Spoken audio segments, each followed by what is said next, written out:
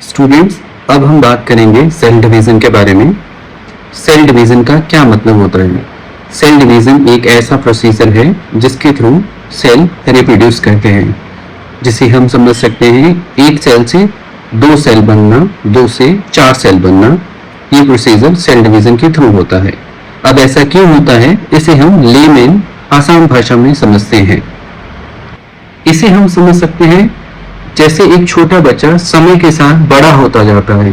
अब बड़ा होना मतलब ग्रोथ होना। ग्रोथ होने के लिए सबसे ज्यादा जरूरी क्या है? उस शरीर में नंबर ऑफ सेल का बढ़ जाना। अब ये कैसे हो पाएगा? ये सेल डिवीजन की वजह से ही हो पाएगा। तो सेल ग्रोथ का प्रोसीजर हमारे सामने होता रहता है, जैसे छोटे बच्चे बड़े हो जाते हैं। यही बेसिक प्रोसीजर होता है जिसमें सेल ग्रोथ देखने को मिलती है। इसका दूसरा सबसे अच्छा एग्जाम्पल है हीलिंग जर्नी। अगर हमें कहीं चोट लग जाती है, चोट लगने का मतलब क्या है कि स्किन सरफेस पर कुछ सेल का लॉस हो गया है। इसे धीरे धीरे हीलिंग के प्रोसेस से नए सेल बनते हैं और उस खाली जगह को हीलिंग के थ्रू भर देते हैं और हमारा जख्म भर जाता है। तो ये जो नए सेल बनने का प्रोसीजर है, ये सेल डिवीजन से ही होता है। ये प्रोसीजर भी बहुत आसान है और देखने में बहुत ही इंटरेस्टिंग होता है। सेल डिवीजन दो तरह की होती है, mitosis and meiosis. Mitosis cell division somatic cells में होती है। सोमैटिक सेल्स का मतलब क्या है?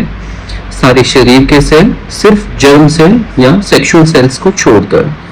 सेक्सुअल सेल्स में मियोसिस का प्रोसेस होता है। पहले स्टेप में हम सोमैटिक सेल डिवीजन के बारे में समझेंगे। माइटोसिस के प्रोसीजर में एक मदर सेल से दो डॉटर सेल बनते हैं और उन दो डॉटर सेल में क्रोमोसोम्स का नंबर बिल्कुल सेम होता है।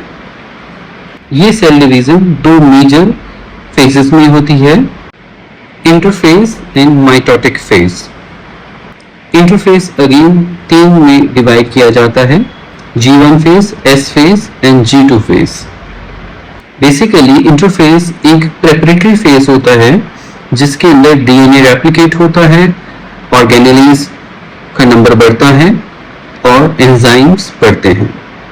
G1 फेज में ऑलमोस्ट सभी ऑर्गेनेली डबल हो जाते हैं जो सेल डिवीजन में जरूरी होते हैं। S फेज में डीएनए रेप्लिकेट हो जाता है। डीएनए रेप्लिकेट का मतलब क्या है? जो डॉटर सेल्स होंगे उनके लिए डीएनए की जो जरूरत पड़ेगी वो इस फेज में बन जाता है। G2 फेज में एंजाइम्स और अदर प्रोटीन्स जो सेल डिवीजन में जरूरी होते हैं वो बनते हैं। अब हम बात करेंगे माइटोटिक फेज की। यह मेन सेल डिवीजन का फेज होता है।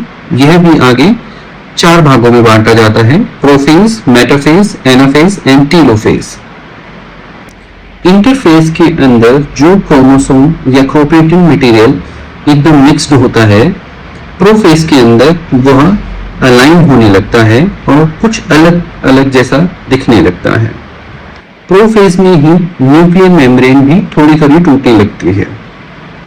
मेटाफेज के अंदर दो क्रोमेटिड के बीच में क्रोमोसोम इक्वेटर के बीच में अलाइन हो जाते हैं। ये बहुत ही इंपॉर्टेंट पॉइंट है, इसे आप जरूर याद रखें। एनाफेज के अंदर दोनों सेंट्रियोल्स क्रोमोसोम्स को अपनी अपनी तरफ खींचने लगते हैं स्पिंडल फाइबर्स के थ्रू।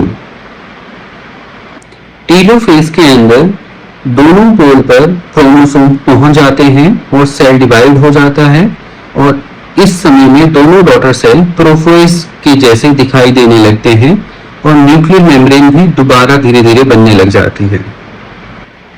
अब हम बात करेंगे मियोसिस की। मियोसिस बेसिकली रिप्रोडक्टिव सेल्स की डिवीजन होती है।